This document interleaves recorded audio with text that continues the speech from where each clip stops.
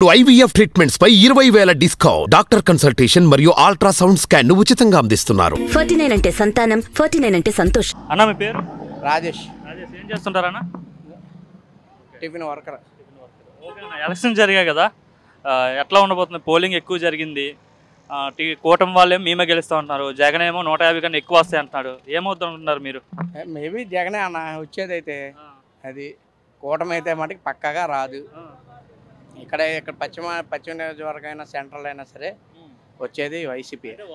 కూటమి అధికారంలోకి వస్తుంది, ఎందుకంటే పక్క రాష్ట్రాల నుండి కూడా జనం చోట్లేసారు. ఇక్కడ పక్క రాష్ట్రాలు ఉండే వాళ్ళు కూడా జగన్ ఓడించాలనే కోపంతోనే వచ్చారు ఇక్కడికి అని చెప్తాను. జగన్కి వేసి ఉండొచ్చుగా వచ్చి ఎవరి ఖాళీగా ఉంటుంది కదన్న. ఇప్పుడు క్యూరియాసిటీ ఎవరికైనా ఉంటుంది, నాకే వేసారని చెప్పని. అది జూన్ 4 తర్వాత తెలిసిపోద్ది కదా.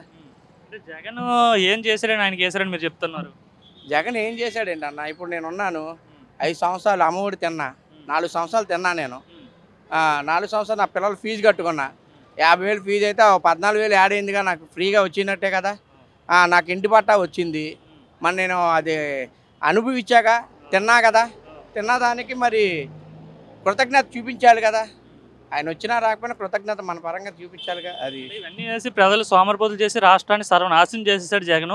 ఈసారి అయినా ఒకసారి గెలిపించి ఇంకోసారి గెలిపిస్తే రాష్ట్రాన్ని మరో శ్రీలంకలో మార్చేస్తాడు జగన్ అని చెప్తున్నారు. మరి ఇప్పుడు వాళ్ళు ఇచ్చేది ఏంటి? మరి ఇప్పుడు సూపర్ 6లో ఏముంది?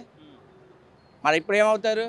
సోమరిపోతులు కాదు, ఇంట్లో పడుకుంటారు ఏంటి? ఇప్పుడు నన్ను దిగిగో ఇదంతా తడిసిపోయింది, ఎందుకు సోమరిపోతుని అయిపోయినా నేను? కాదు కదా, ఎవరి పని వాడిదే. ఎవరు సోమరిపోతులు ఎవరన్నా? అర్థమైందా? చంద్రబాబు గారు ఈసారి ఇంటికే.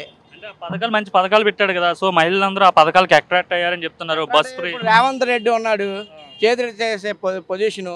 డైరెక్ట్ ఆడోళ్ళు తిడుతున్నారు ఎక్కి, బస్సులు ఎక్కి, ఈ పథకం తీసేయండి అయ్యా బాబు అని.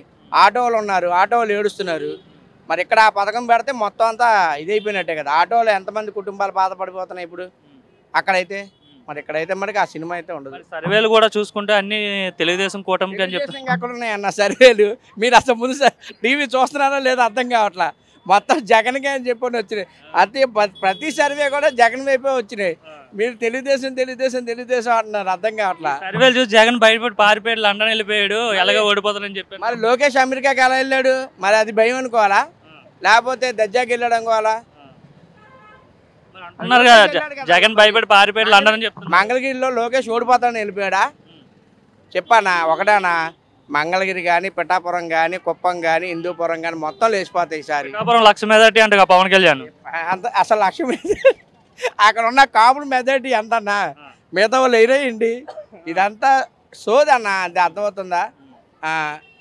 పవన్ వచ్చేసేసి ఊక్కుంటే సరిపోదన్న.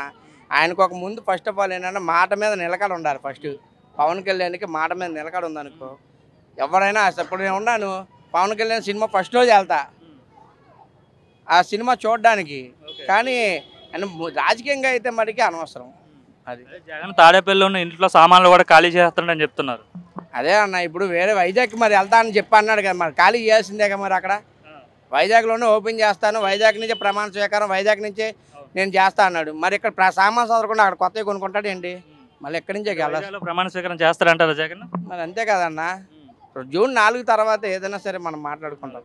కరెక్ట్గా నేను మళ్ళీ ఇదే రైతు బజార్కి వస్తాను, మీరు వస్తారు, శుభ్రంగా మాట్లాడుకోవచ్చు.